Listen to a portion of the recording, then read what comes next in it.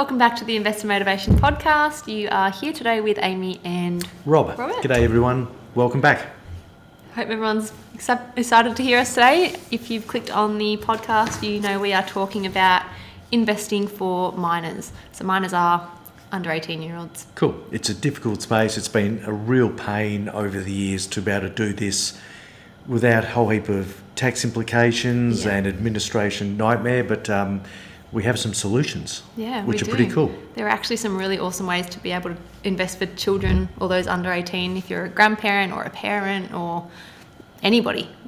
So stay tuned for all that. So getting exposure for kids to understand the markets and investing is something we're pretty passionate about, and start them early is obviously always the way to go. So Amy, you've got the acknowledgement of land. Yep. On behalf of the Investor Motivation Podcast, we'd like to acknowledge the traditional owners of the land of which we do record this podcast and pay our respects to elders past, present and emerging. Cool. Thanks, Amy. Now, how did this topic really blew up yesterday? Because what was the case study? What happened? Yeah, so we had a case study of a grandparent wanting to gift $25,000 to their granddaughter. The granddaughter is 10 years old. She already has about $5,000 in an existing share portfolio, and that's been set up in a structure that is her father's name in trust for the daughter.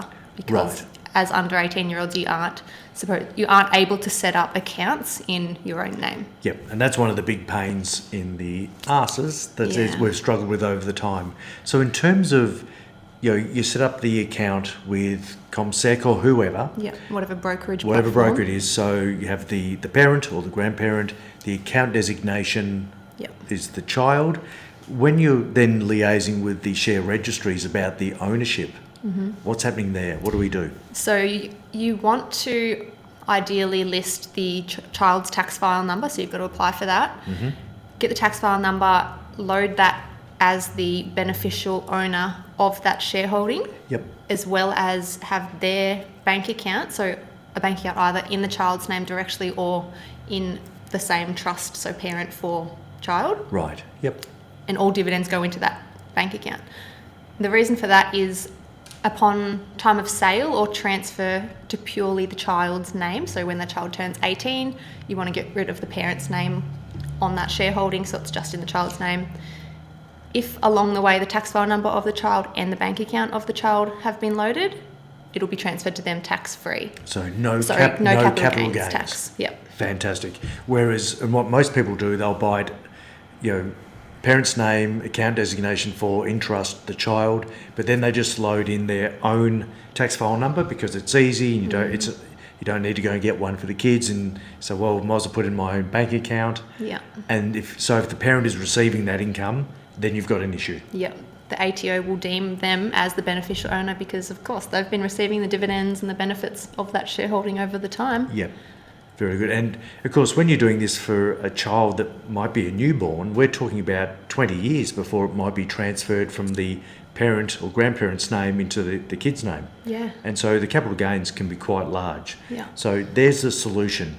But one of the big problems and why it's difficult to invest for kids is that there's penalty tax rates for any unearned income that a child under 18 receives.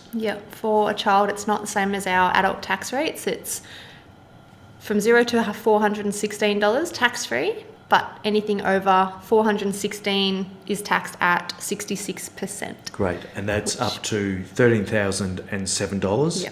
And anything above $1,307. $1,300. What did I say? 13,000. Ouch. $1,307 is 66%. Anything above that is 45%, the highest marginal tax rate. So the reason why they've done that, Amy, what's the theory? Well, why wouldn't I just buy shares in my kid's name? Give all the dividends to the kid. Okay. Tax free. Lovely. So it's to stop parents using other entities in the household that are their children to divert income to at adult tax rates. So that's why that happens. So what is the most awesome, cool thing that you and Ash found recently that stops them receiving so much income from a dividend point of view, and something that even with my 26 years in the industry, I actually didn't know anything about? Well, in the particular situation we had yesterday, it was that the grandparent that was gifting the $25,000 wanted the shares to be invested into ETFs in particular because of that diversification. So some global or international equities as well as the Aussie. Yep. Generally, in the past, it's been fine that we can invest directly for kids into, direct businesses, and we can select businesses that pay low or no dividends, and that's one way to mitigate that income tax problem. But in this case, with an ETF, they have to pay out that quarterly distribution. You've got no say over it. Yes, they have a dividend reinvestment plan, but with dividend reinvestment plans, it's essentially you receiving the income and choosing to reinvest it, so that income or dividend is assessable as income tax. So then what do? We can't buy ETFs because there's going to be this massive tax problem. In yesterday's case, it was approximately $30,000 in ETFs at 3.5% was about $1,000 income. So 444 approximately, I believe it was, would be paid in tax. That's massive, but you can't avoid it because DRP is your only option, or receive the income and be taxed on it both ways. Yeah, and if it's just in the parent's name, they might pay a lower tax rate. Don't have the child there as an account designation or in trust for the child, but then you got the capital gains tax down the problem. Yeah. Down the track. So it's lose at some stage. Yeah. So the solution is. So the solution that we found was something called a substitute share plan, or dividend substitute share plan. And so the main goal being ETFs for diversification. Unfortunately, you've got to have a bit of compromise somewhere, but we can also get that awesome diversification like an ETF or a managed fund in listed investment companies, because they are the closest vehicle we have to a managed fund essentially, aren't they? But LICs have this awesome ability to offer a dividend substitution share plan rather than reinvestment, where it's the same idea that any income or distribution that would have been paid out is instead used to buy more shares of that company, but that dividend or distribution just isn't taxed, isn't assessable. Completely brilliant. Yeah, so we were clearly excited by this yesterday, and it's always been really difficult. We want people to have that experience, that learning around investing into the markets, and for kids, it's just been an absolute nightmare, an administrative nightmare. Yeah. It's been a proper pain. Yeah. But this is a great solution that you can buy, and this is just general advice, of course. You can buy AFIC, Argo, Whitefield, Milton. Actually, Milton's in Sol Patterson now, so I can't do that. Durawarra. There's these amazing businesses that have real diversification, and if we look hard enough, I'm sure we can find some that have some international share exposure as well. Yeah, you just have to make sure with a lot of the big ones that we've just mentioned, they do have that dividend substitution share plan, and it's on their website and advertised.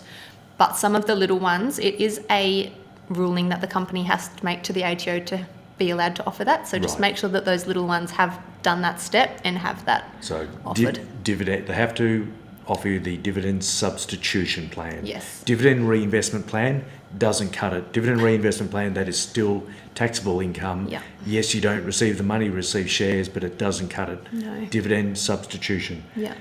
So after 26 years, my mind is blown. I can't believe that this has been sitting here, but it's relatively recent. Did you look into the history at all? No, I just took the win and ran with it. Took the win? Good, yeah. I think what I did, something around 2013, but whether it's been there for longer, I'm not sure. But anyhow, take the win and run with it. So perfect for grandparents. Grandparents, I wouldn't use their name, perhaps, but grandparents wanting to gift, that might be in their children's name on behalf of their grandchildren. Yes. Just that could get messy if a grandparent was to pass away while the child is under age 18. Yeah, there are, and like any structure, there's complexities, but there is that added, layer of what if even the parent passes away? There's question marks around what would happen to that shareholding because the child can't legally own them under 18. So there's complexity in everything, but this is the best solution to avoid the tax, to provide diversification. We've spoken a lot about listed investment companies, or LICs a lot in the past, and the likes of Argo and AFIC, they've been around for absolute decades, 50-year plus. So these guys know what they're doing. You get great diversification. I would prefer that there's some out there that gives us more diversification overseas, because we are, our country is amazing, but we have we're about 2% of the world's share markets, and we're full of banks and resources. Yep. A bit more exposure and diversification would be good. Yeah. Yeah. And just for the sake of, being transparent and helping anyone we can, with yesterday's case, because you still do have that $416 threshold of income a child can receive tax-free, we still are going to invest. There's already a 5,000 holding in a global ETF for that international exposure. Yep. So we're going to do a further $5,000 of the additional 25 into an ETF with global exposure, and Great. then the other 20 is going to be into the Aussie-only LICs. Fantastic. Thanks, Amy. And knowing that, if you're investing in the S&P 500, the American stock exchange, you generally got a much lower dividend payment than what we've got in the Aussie market, where we're obviously at very high dividends for our banks through Telstra. Yeah. So that's, and also the resources businesses as well. Yeah. But less so in the tech world, which dominate the S&P 500, where they retain so much of the money to reinvest, Yeah. which I'm a fan of. Yeah. And we did run the numbers to make sure that 10 grand that is in ETFs wouldn't go over that 416 threshold or come close to it, because, distributions can vary quarter on quarter. So Fantastic. make sure you do the work. All right. Since we're on the discussion of investing for children, so grandparents investing for children, where the investment, we may not want the investment to go to the child at age 18. Yeah. We may want it to go to the grandchild when they're, say, 25 or 30, when they're more financially mature and have a greater respect for money. Yeah. What's the solution around that one? Completely loaded question too. We've got it in front of us. Well, yeah, based on yesterday's scenario, I was digging the internet far and wide and making sure I was looking at every product available to make sure we had the best outcome for the client, as is our job. But yeah, there are education bonds that are out there, which wasn't applicable in yesterday's case because it was the goal to have access for the child at 18 specifically. Yes. Which is only 8 years away for this child. And investment bonds are really tax effective structures when you hold them in that environment for 10 years plus. Mm-hmm. Yep. So yeah, we didn't look at it in yesterday's case, but that is an option, and it's ideally a minimum of 10 years to have that maximum tax benefit. Yep. Which is 30% on all income and earnings within the bond, rather than a marginal tax rate of well above 30. Yep. And with those, you can actually set ages that you want that bond to be given to the child. So it's not just 10 years only. You can say, I want the child to have access at 30, and they cannot touch it before then. Yeah, fantastic. And I think that's it. These investment bonds sit outside of the grandparents' will. So the grandparent can set up the investment, set it at whatever age they choose. Mm-hmm. And I think a lot of money for an 18-year-old is not really healthy. They haven't learnt respect at that age. So 25 and 30 is ideal.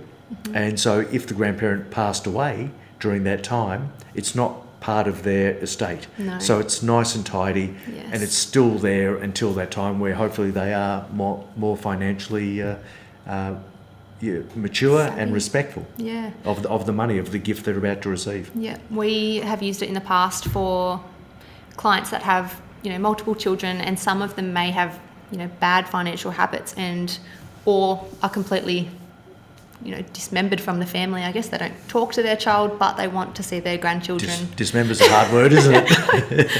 It's the first thing that came to mind. Disfamily membered. Disfamily membered. Excellent. That works too. So in that scenario. So in that scenario, you don't want the money to go, to that child that you have no relationship with, but you want it to go to the grandchildren. That's perfect. It bypasses your child directly, and it can't be contested in the will. Great. So it goes. So, in terms of the dismembered person. They could be drug-related issues, Yes. gambling, bad habits, Yeah. bad life choices, Yeah. where you still want your money to go down a certain path, but you know if it goes there, it's not going to be respected and or wasted. Yeah. Yep. Or a little bit more off topic, not for minors, but if you do want that money, another way that these investment bonds are awesome, if you do want it to go to that family member that might have those bad financial habits, you can set it so that even for the minor, at a certain age, they can either have full access to this bond or they can have monthly allowance paid out to them. Wow. Yep. Okay. So I you didn't can know set that. rules around it, and it's awesome. Fantastic. Now, just probably backpedaling back onto the listed investment companies, which are very diversified, and obviously, the kids, as they get old, they can track the share price. But my recommendation would be to go in and understand at a higher level what they're investing into. So you can go on to, and this is just the two biggest ones, AFIC and Argo.